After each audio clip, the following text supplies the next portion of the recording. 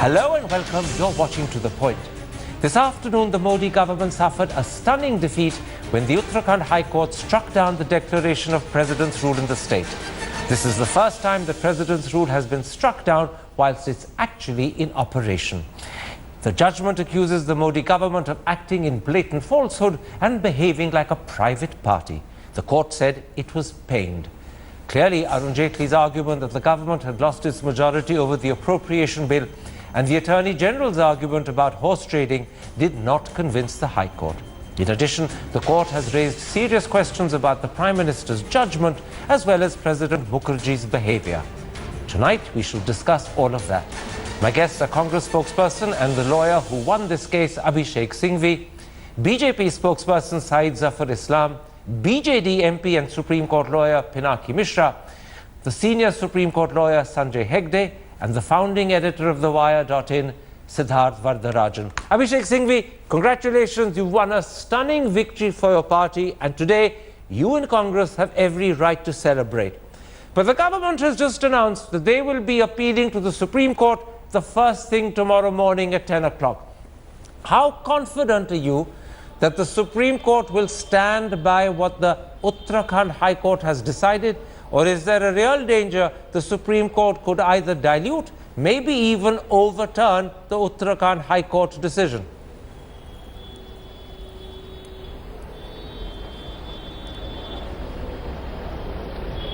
Thank you, Karan. I think it's really a victory of the fact that we live in a vibrant democracy where an aggrieved citizen's last resort is the courts.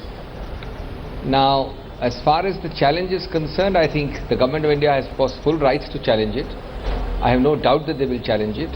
As far as your second part of your question is concerned, I have equally no doubt that ultimately, on a final hearing, this appeal ought to be legally dismissed. Of course, I am saying this without being presumptuous about the result.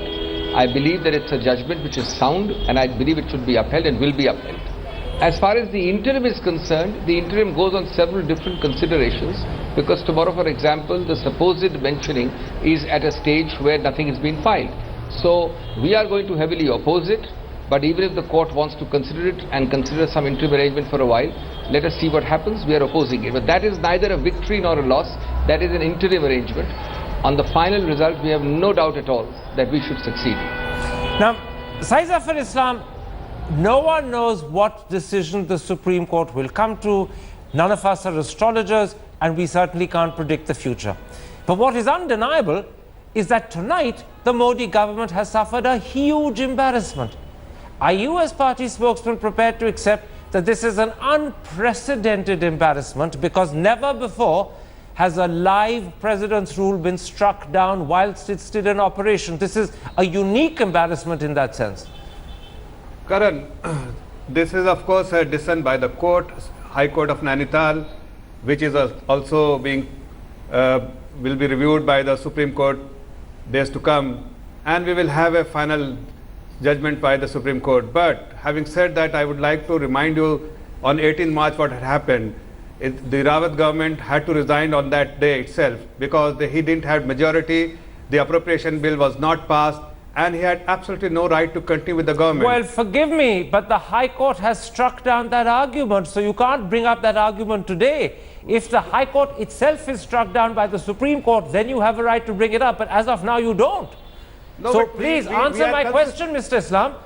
No, as of tonight, you are an embarrassed government. Are you man enough as spokesman to accept the embarrassment? No, not at all, Karan. See, we have conviction in what decision we have taken.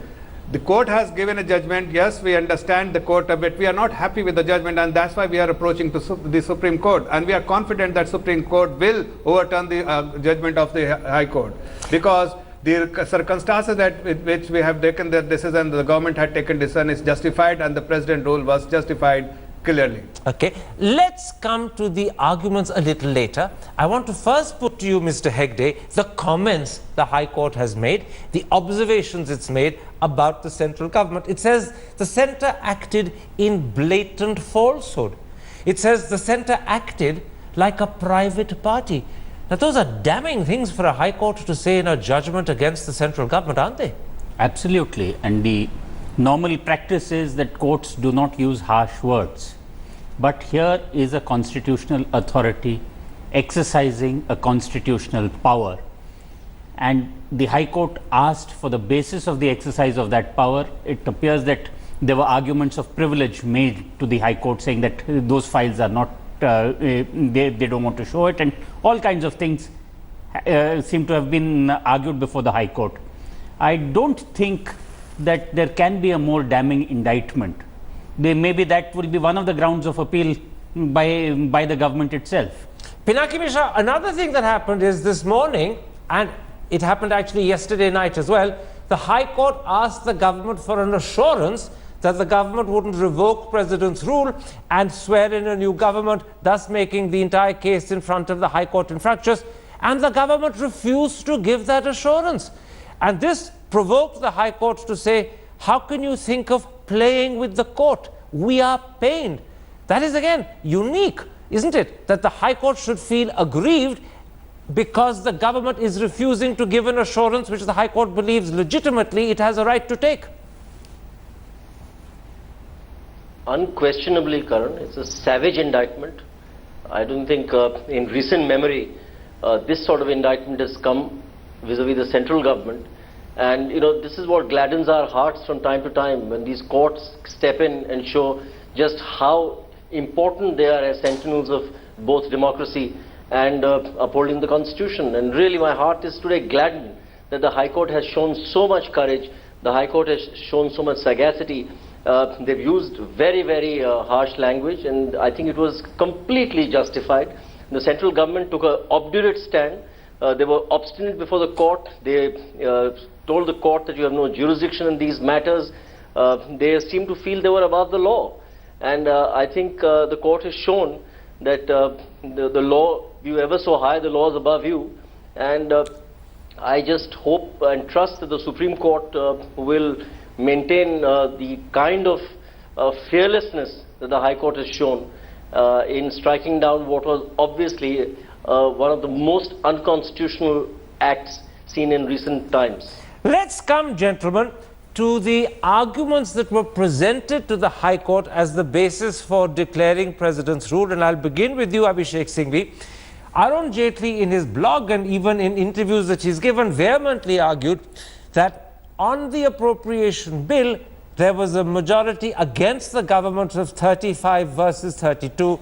Therefore, the bill had not passed. It had been wrongly said to have been passed. The government had actually failed, and because it was a money bill, the government had ceased to exist. The High Court clearly didn't accept that. And that is a stunning rejection of an argument made by a former law minister and by the sitting finance minister.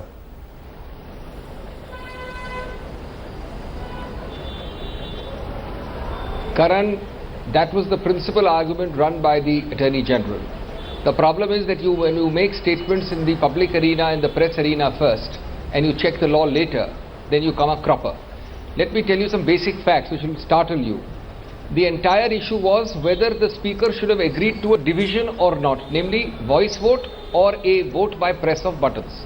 So the first point which the High Court has accepted of my arguments is that even assuming the Speaker decides not to have a press button vote but a voice vote, the scrutiny of that decision of the Speaker on the floor of Article 212 of the Constitution means courts can't look at what the Speaker does inside the House unless the Speaker goes and violates somebody's physical human rights. Second, to get round it, a bizarre argument was made. The argument was that 212 bars scrutiny of the courts, but does not bar the central government from acting to impose 356 because the Speaker did not agree to a division. Third, the whole edifice of the AG's argument was that 35 out of 68 had asked for a division. The entire argument was that. The whole argument fell like a pack of cards where it was pointed out that in the morning at 10:30 only 27 BJP MLAs had signed a memorandum asking for a division. Number two, at 7:30 in the evening when the vote was taking place, there is no memorandum by the 9 defecting MLAs or anybody else seeking a division. At 11:30 that night, the 35 of them together for the first time sign a memorandum, repeat for the first time, give it to the governor saying that we had sought in the morning, retrospectively curing a defect which didn't exist. So the Speaker had no occasion to listen to 35 out of 68. He was at best listening to a memorandum of 27 out of 68 seeking a division. All Absolutely. this is noted in the High Court judgment. We argued it at length.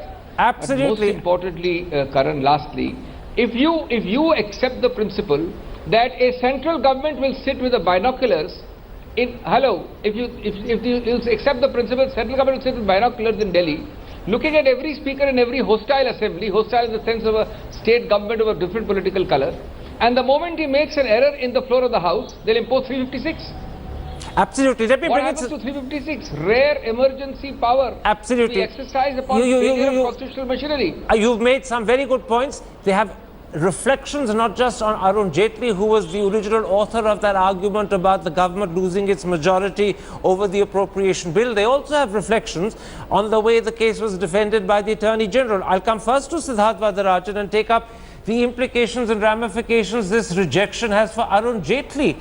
Not only was Arun Jaitley the author of that argument that the government's majority had collapsed because the Appropriation Bill hadn't passed and that there was a majority of 35 against it, which now has turned out to be fictitious because only 27 had called for a division, not 35.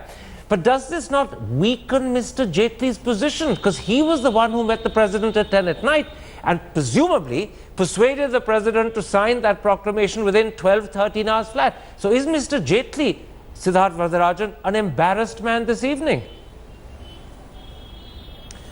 Well, he is, no doubt about it, because the legal strategy that he chose to prop up the government's rather weak case has come a cropper. But he is not the original sinner or the sole sinner, right? So the task of Mr. legal brains of the Modi government, and this is with due apologies to the law minister, was to, in a way, come up with some kind of window dressing, some kind of plausible legal explanation for a decision that the government was determined to take on the basis of political calculations. And clearly, Jaitley may have been a part of that, but I think Amit Shah and the Prime Minister cannot evade responsibility because a decision of this momentous import, imposition of President's rule in Uttarakhand on such flimsy grounds, obviously would have required the input and the leadership role of the Prime Minister himself and the President of the BJP. So given a rather weak case to plead for, Jaitley came up with a legal argument which has obviously not been convincing for the High Court at all.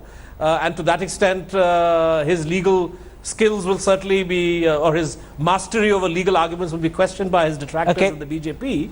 But I think there's a larger question of political liability which Mr. Amit Shah and the Prime Minister cannot avoid. Saeed Zafar Islam, do you want to speak about that? Jaitley embarrassed because the window dressing he provided for a rather dubious case turned out to be insufficient. The High Court didn't accept it. And beyond that, the Prime Minister and Amit Shah were involved as people who took this decision, and the whole decision itself, as far as the High Court is concerned, is dubious and unacceptable.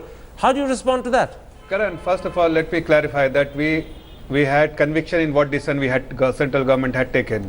So there is no doubt about it that the decision which had been taken by the central government was right, and it was justified by even the President of India, and he was convinced that the constitutional machinery is not working in the state and the governance is not there and the president role should be imposed. So in a way it looks like that while we understand the decision of the High Court of Nainital, but somehow I feel also that the court has also questioned the authority of the President of India. But as I said earlier, that we are not embarrassed because we know that what the decision has been taken under the circumstances, and it was the most appropriate decision taken at that time, and we are going to approach Supreme Court and the decision we are absolutely clear that hopefully the decision will get overturned in Supreme Court. Now the second issue that arises out of the way the the High Court has rejected Mr. Jaitley's argument is the question about the Attorney General's handling of it. I accept and admit that he had a weak case to defend.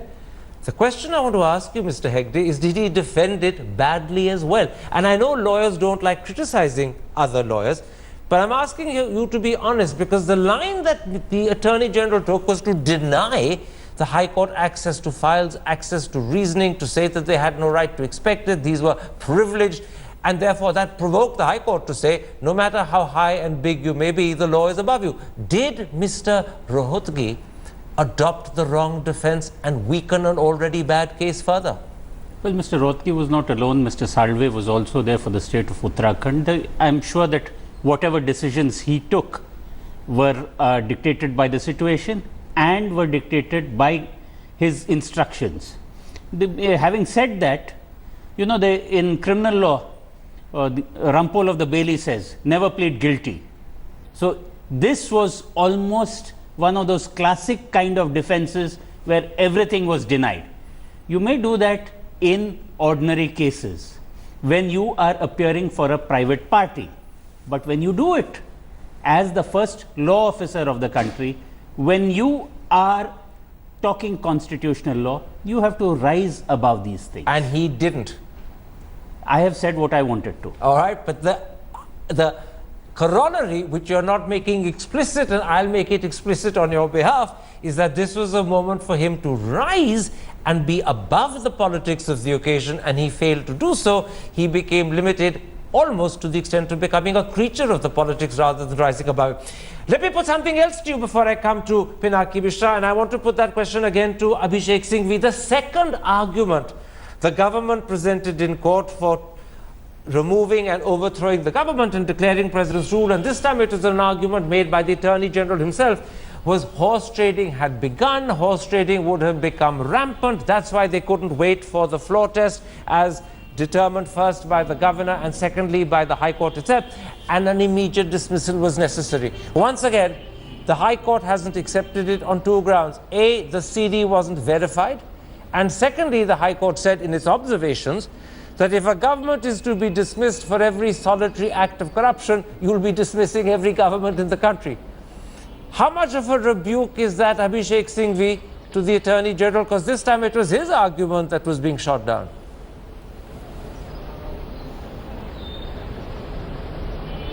No, look, I don't want to get personal at all. This is not a question. I mean, he was probably doing his duty to the best of his ability. I don't want to say anything personal about somebody. You get it wrong, the High Court comes down on you, doesn't mean that, you know, you can't ascribe motives like that. But what I do want to say is that the problem is that you get swept away in a sea of political emotion and you don't read the law. Forget these 2 points you just mentioned, Karan. It is clear from before Bombay, and certainly at least 20 paras in Bombay and 10 paras in Rameshwar. Remember, Rameshwar was fully a horse trading case when Mr. Bhuta Singh wrote repeatedly for 1 month in April 2005 that there is horse trading going on for 1 month. And the court said when there is horse trading, the best panacea is a floor test, not President's rule. What do you think? Horse trading will increase or decrease during the window provided by President's rule? It is floor test which will end horse trading.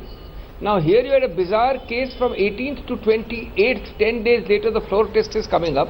A single solitary unverified sting on 25th surfaces. Incidentally, Karan, on 26th evening when the recommendation came, it was unverified, the report came next day. The recommendation went earlier.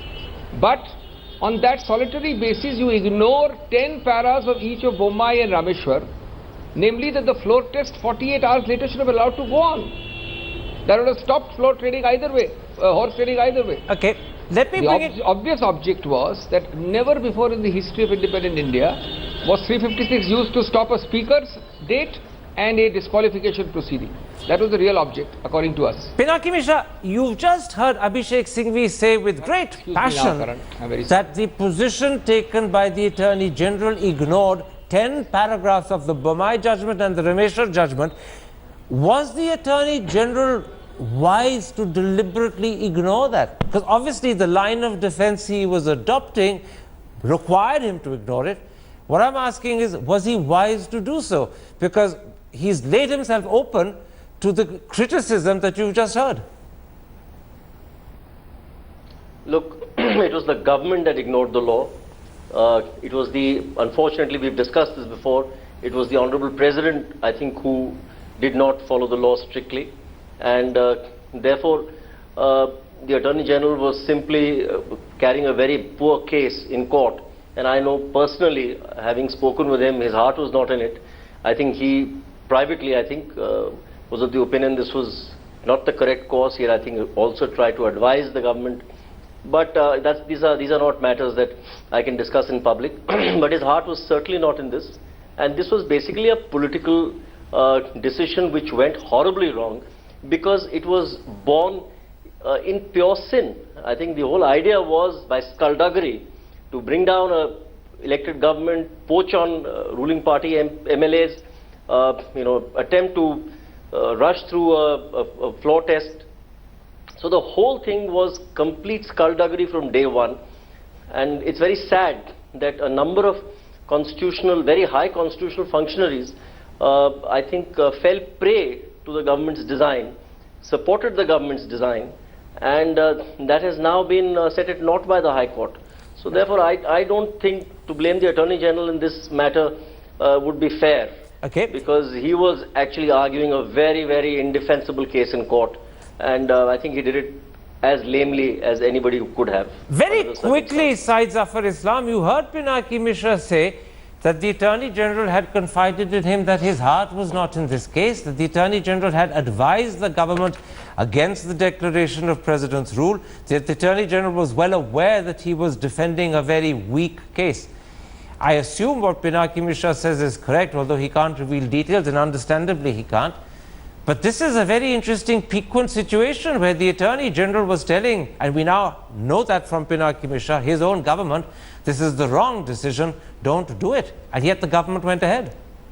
Well, it's very unfair. It will be very unfair for me to comment on that, what Mr. Mishra is sharing with the public, which may have been or may not have been shared by Attorney General in private. This is something which I think is a breach of trust, whatever has been shared, if at all, by Attorney General with him, and I think it's unwarranted completely, and he shouldn't have done it. Let's come back. Having said no, I wanted to this point clearly communicate this to Mr. Mishra. Having said that, whatever the case, as I said, Karan, there was a completely constitutional breakdown in the. Well, forgive me, that's your assertion. As of this evening, the word spoken by the High Court is no, there wasn't.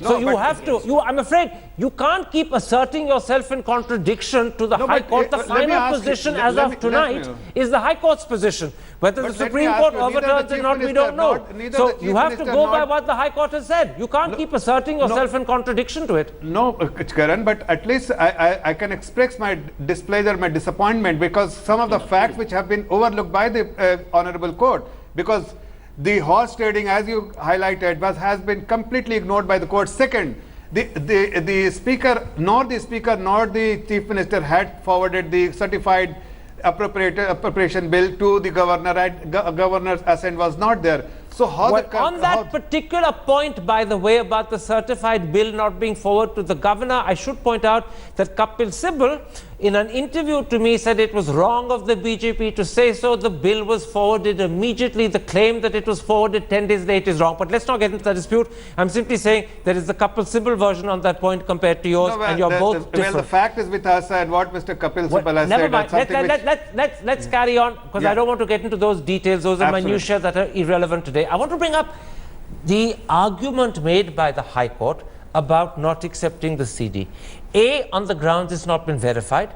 That, I suppose, is legitimate. But the second argument, that you can't overthrow a government for every act of corruption, otherwise you'll end up overthrowing all governments, is a rather peculiar argument, because it suggests that a certain level of corruption is not only to be expected, but to be tolerated. No, that's not it.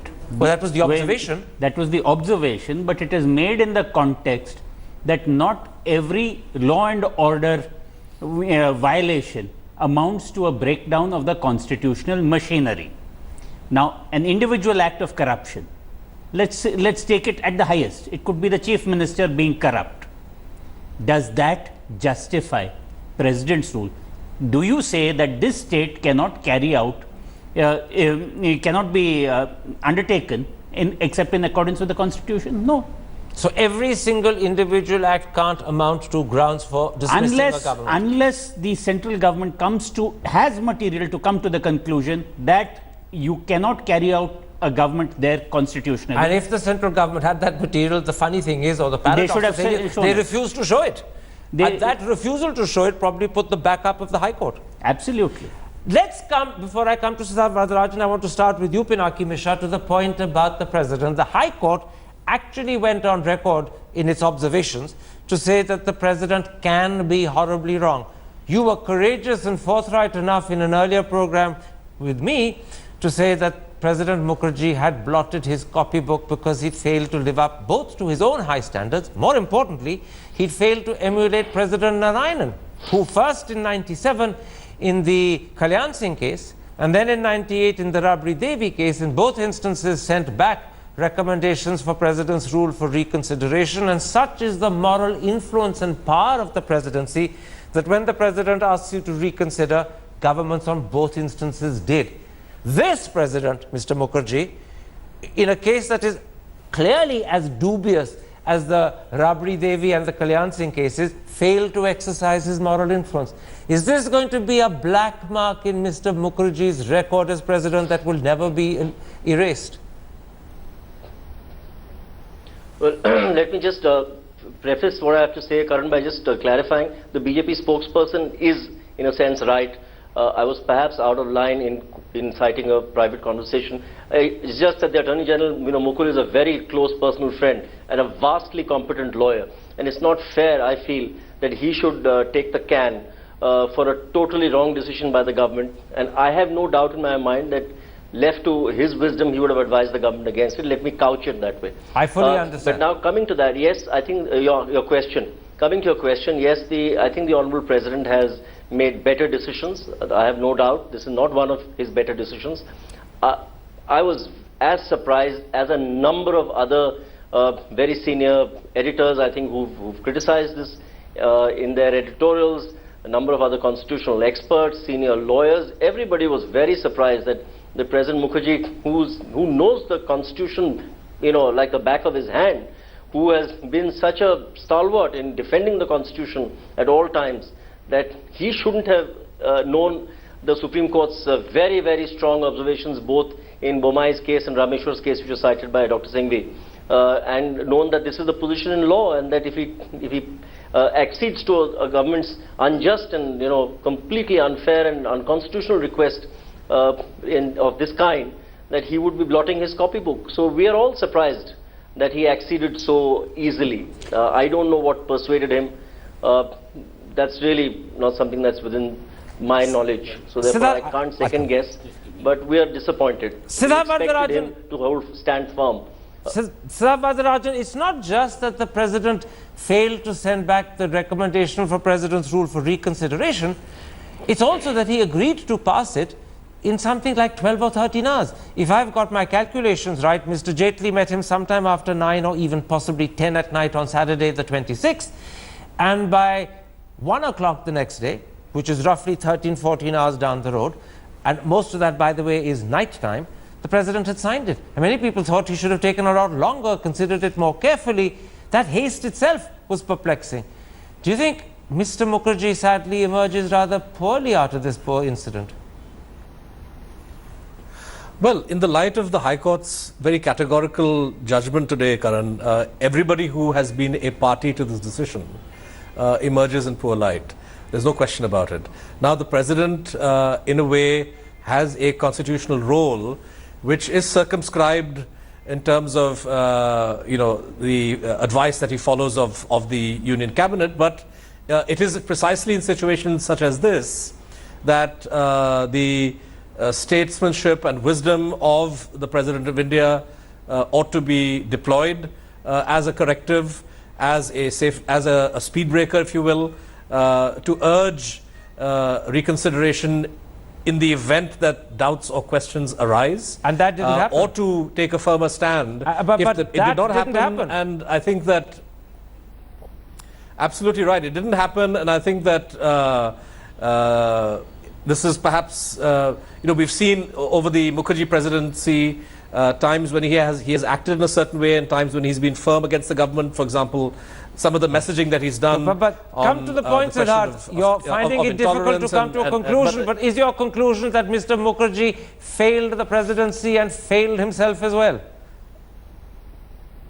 I think he probably regrets the haste with which he took that decision. One would have hoped that the office of the president would have acted as a firmer check as the Constitution Instead of an envisages, outspoken editor, this you've kind become of a an abuse rather of power by the central delicate government. diplomat today. I had no idea that you had this talent. Sanjay Hegde, you wanted to come in. Do you want to be a diplomat as well? No, I don't want to be a diplomat, but from what I've analyzed as far as this president is concerned, he is a copybook president in as much as he considers himself bound by cabinet advice all the time. This has happened even in the death penalty cases, where whenever the file has come, he has processed it. There were previous presidents who sat on death penalty files, but that has not been the case. Had you been the president, would you have acted differently? Had I been the president, I would have probably asked for more legal advice, and having satisfied myself, maybe I would have used my powers of persuasion with the government to possibly reconsider it off the record before formally sending it back. All right. But you might even have eventually, if need be, formally sent it back too. Eventually, if I was not satisfied, I would have formally sent it back. So clearly, you would have acted very differently to Pranab Mukherjee had you been president. We're going to take a break at that point, and when we come back, we're going to look to the future. Can Mr. Rawat win the floor test?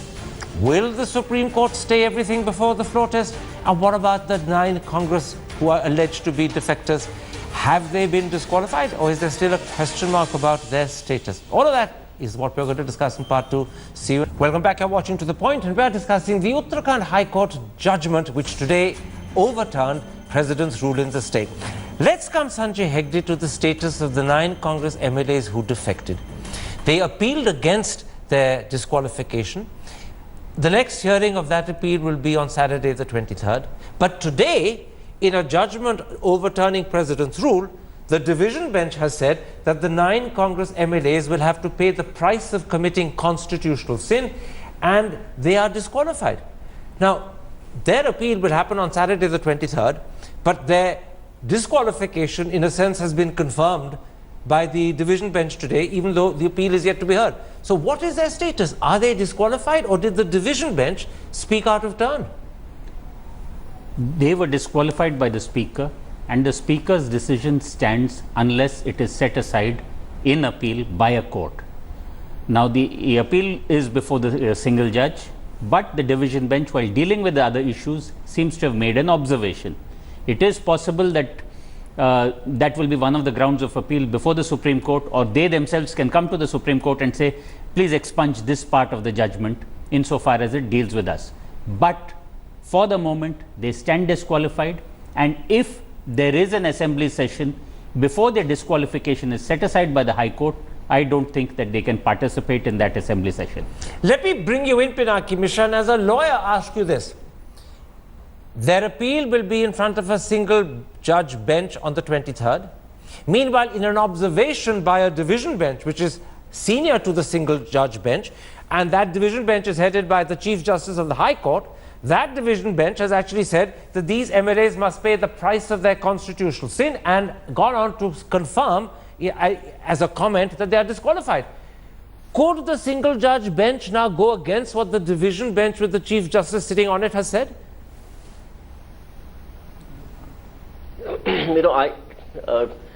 Not likely, because a single judge is likely to be persuaded by these observations. Therefore, these observations are damaging as far as their case is concerned, which has still not been heard on merits. And therefore, I agree with Mr. Hegde that they would be perfectly justified in rushing to the Supreme Court and saying, before our matters heard, at least these observations should either be expunged, or that portion of the judgment should be, the single judge should be directed that he should ignore those observations of the division bench. I think the division bench may have overreached itself in making those observations, particularly since the matter is alive. And it's an important challenge as far as these 9 MLAs are concerned. They are elected representatives. They've been disqualified, and they have a right under the law to challenge their disqualification. So until that is heard, it perhaps wasn't fair on the part of the division bench to have castigated them in the manner that they have. Because it will definitely have a bearing in persuading the single judge. Syed Zafar Islam, let's come to the bigger issue about the overturning of President's rule. That is the matter on which you will be appealing tomorrow morning, I believe, at 10 o'clock to the Supreme Court. You've repeatedly said that you're confident the Supreme Court will overturn the decision of the Uttarakhand High Court. Can you tell me on what basis you make that stand of confidence? No, Karan, what I said, and I'm repeating it again, that the judgment passed by the High Court of Nainital is something we as an individual can't question, but at least I can express our disappointment, and the government feels that the decision made by the government was fully justified. And as we were discussing before you went on break, that the Honorable President and his expertise and the experience as a minister, as a politician, and the understanding of the law, and he has taken only 13 hours, that also suggests the merit of this case. And clearly we are confident, or when I said the confident, because we have an option to approach the Supreme Court, and Supreme Court will go to the merit of this case, and we feel that there is a merit, and the decision made by the central government was justified, because there was a complete breakdown of constitutional breakdown in the state, and it will be, and decision may be upheld by the Supreme Court. But also I want to highlight, Karan, that as Mr. Mishra just said, that its High Court has exceeded its authority by actually making observation about these MLAs who have been defected. Something which I, as a lawyer, because both are the esteemed lawyers, do you think that the judgment where they have made somehow exceeded their own authority? Well, he was speaking specifically about the comments the division bench has made about the defecting Congress MLAs. He wasn't expanding that comment to cover the rest of the judgment passed by the Uttarakhand High Court. But let's leave that aside. I'm only making that as a clarificatory point. Before I come to Sir Varadarajan on the floor test, I want to ask you this. As a lawyer, what do you think the Supreme Court will do? And I know it's dangerous to start predicting the Supreme Court, but this is an issue of critical concern to many people. So give me some sense of assessment of what you think the Supreme Court will do. See, the Supreme Court has already heard a matter regarding Arunachal Pradesh where judgment is reserved. The judges who heard that matter still in the Supreme Court. The mentioning tomorrow will be before the Chief Justice of India. So the first thing that the Chief Justice of India will be doing is probably checking out which bench to constitute to hear the matter. There is a period of a week before the floor test actually happens, because that is scheduled for the 29th, which is Friday next. So the full case can be heard in that time? A substantial portion of the case can be heard and possibly a verdict delivered. That means they may not because the issues may have already been thrashed out in the Arunachal case. In other words, they may not need extensive hearings to come to a conclusion. They may not. I am just saying that this window is also open. But you're also saying as a corollary that they may not grant a stay on the Uttarakhand High Court. They may choose to hear the case instead. They may not grant, they have the possibility that they may not grant an immediate stay. They can offer the counsel an immediate hearing. And when they do an immediate hearing, what are the chances that they will strike down what the Uttarakhand High Court has decided? Or is that impossible to say? That's impossible to say without seeing the record, because Abhishek told us certain facts from the record. I wouldn't like to assess it without having read it. Sir Varadarajan, we have no idea what the Supreme Court will do. But purely out of interest, and I'm asking you for brief answers, if the Supreme Court decides to hear the matter because it's got a whole week to do so, and chooses not to grant a stay, will that be deemed by the press to be embarrassing for Mr. Modi? No stay, the sword of Damocles dangles for a whole week? Oh, I think undoubtedly. I think that whatever the press says or doesn't say, the fact is that a major political decision by the Modi government has been essentially vetoed or struck down by Uttarakhand High Court, and the Supreme Court, if it doesn't give a stay, is essentially not willing to provide the immediate relief that the Modi government seeks. So yes, it will be a setback. But I think the substantial issues of law, I think it's in a way good that the matter is being appealed in the Supreme Court, because what the Modi government has tried to do in this case is to so enlarge the scope for Article 356 that I think the ramifications of this go well beyond the fate of the Rawat government, over which, quite frankly, many of us who are commenting on this may not be shedding many tears either way. But to think that the scope for imposition of President's rule can involve incidents of bribery or passing, essentially countermanding the Speaker's assessment on whether the Appropriation Bill was passed or not.